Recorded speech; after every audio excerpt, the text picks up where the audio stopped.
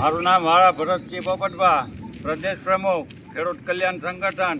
અત્યારે આજે મહુવા તાલુકાની અંદર તરડી, વાલાવાવ, માળવાવ, બોડા વગેરે ગામની અંદર અત્યારે માવઠાનો જોરદાર વરસાદ પડ્યો એટલે ખેડૂતોના ઊભા પાક જેવા કે બાજરી, સિંગ, ઝાડ, મગ, તલ, સફેદ લાલ ડુંગળી વગેરે પાકોની અંદર ઓછામાં ઓછું બાજરી કે કઠોળ હોય તો 1 વીઘે 20,000 રૂપિયા અને ડુંગળી હોય કે બાગાયતી પાકો હોય તો વીઘે 50,000 થી 60,000 રૂપિયાની ખેડૂતોને એક જ કલાકની અંદર નુકસાની ગઈ અને મોટા પ્રમાણમાં નુકસાન તમામ ખેડૂતોને જવાનું છે.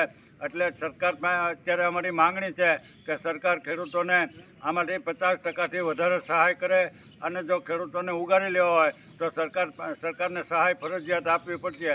અને એમાં જો સરકાર કાંઈ ઠાગા ઠૈયા કરશે તો આ તૈયાર પાક થયેલો છે ખેડૂતોને, એટલે ખેડૂતો આક્રોશમાં આવીને સરકારની સામે શિંગડા પણ ભરાવશે અને અમે પણ સરકારને જેમ બને એમ વહેલા સહાય આપે એવી રજૂઆત પણ કરશું. પણ અત્યારના માવઠાએ તૈયાર ખેડૂતોના ઘરમાં અને ભાણામાં આવેલો કોળિયો છીનવાઈ ગયો એટલે ખેડૂતોના દુઃખની વાત છે એ ખેડૂત સરકારને સાંભળવી પડશે. જય હિન્દ, જય ભારત.